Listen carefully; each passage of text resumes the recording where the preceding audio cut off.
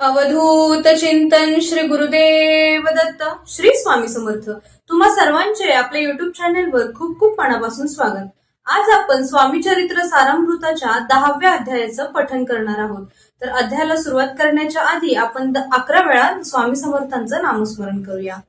श्री स्वामी समर्थ, श्री स्वामी समर्थ, श्री स्वामी समर्थ, श्री स्वामी समर्थ, श्री स्वामी समर्थ, श्री स्वामी समर्थ, श्री स्वामी समर्थ, श्री स्वामी समर्थ, श्री स्वामी समर्थ, श्री स्वामी समर्थ, श्री स्वामी समर्थ.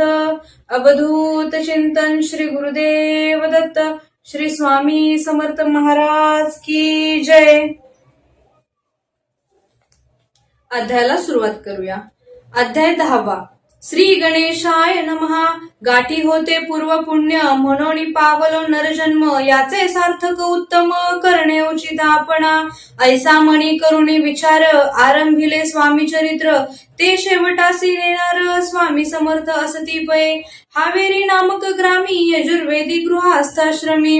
बाळपणा मे द्विज कोणी, राहत होते आनंदे. संपत्ती आणि संतती, अनुकूल सर्व तयांप्रती. सावकारी सराफी करती, जनी वागती प्रतिष्ठित.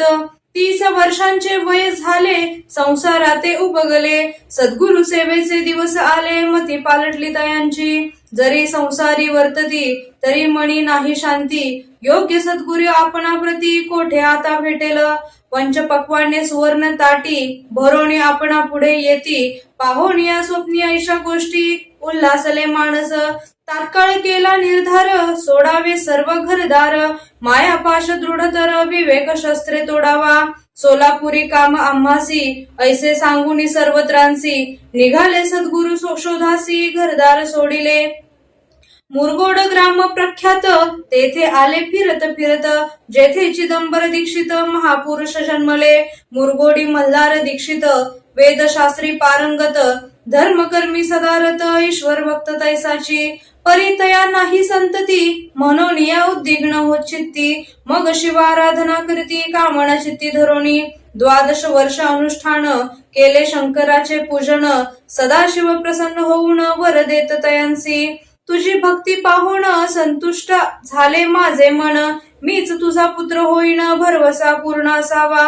ऐकोनिया वरासी, आनंदले मानसी. वार्ता सांगता कांतेसी, तीही चित्ती तोषली.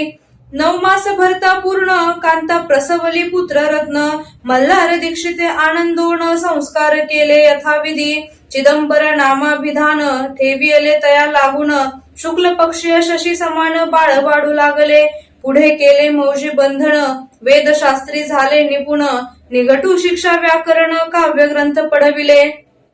एकदा यजमानाचे घरी, व्रत होते गजगौरी. चिदंबर तया अवसरी, पूजे लागी आणिले. प्राण प्रतिष्ठा मंत्र म्हणता, गजाशी प्राण येऊनी तत्वता.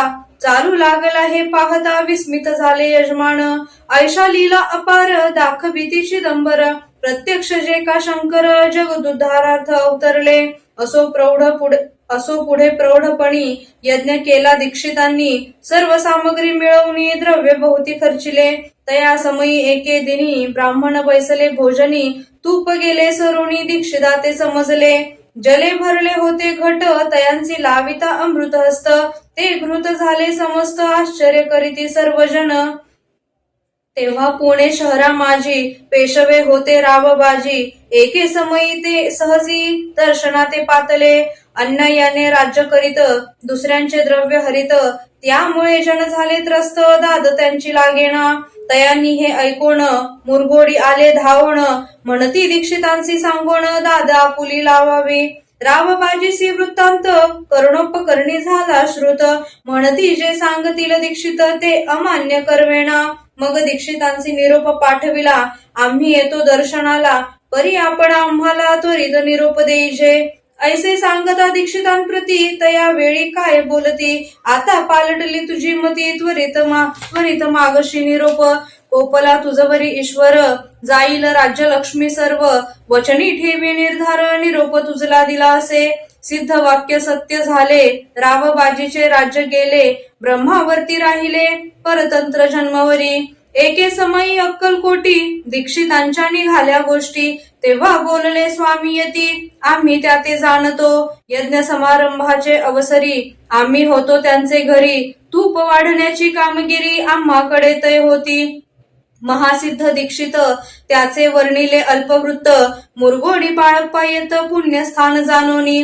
तेथे ऐकिला वृत्तांत अक्कलकोटी स्वामी समर्थ, भक्तजन तारणार्थ यती रूपे प्रगटले. इति श्री स्वामी चरित्र सारामृत, नाना प्राकृत कथा संमत, सदा परिसोत प्रेमळ भक्त. दशमोध्याय गोड हा. श्री स्वामी राजार्पणमस्तु. श्रीरस्तु शुभम भवतु. श्री स्वामी समर्थ महाराज की जय. तर अशा पद्धतीने अध्याय 10चं आपण पठन केलेलं आहे आणि आता उद्या आपण अध्याय 11 पठन करणार आहोत. जर तुम्हीही अजूनही स्वामीचरित्र सारामृताचं पठन करायला किंवा अध्यायाचं पारायण करायला सुरुवात केली नसेल तर कृपया सगळ्यांना विनंती आहे, पारायण नाही जमलं तरी चालेल पण किमान रोज एक अध्याय तरी तुम्हाला जमेल त्यावेळी तुम्ही पठन करणं किंवा त्याचं वाचन करणं हे अत्यंत गरजेचं म्हणण्यापेक्षा हे तुमच्या मनाला आंतरिक शांती देणार आहे. तर स्वामी समर्थांच्या जवळ जाण्याचा मार्ग, गुरु भेटीचा मार्ग हा इथूनच सुरू होतो.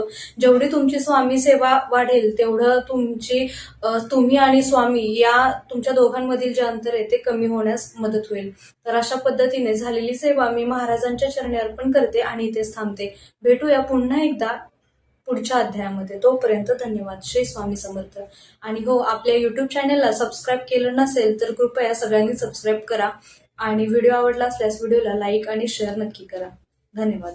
श्री स्वामी समर्थ.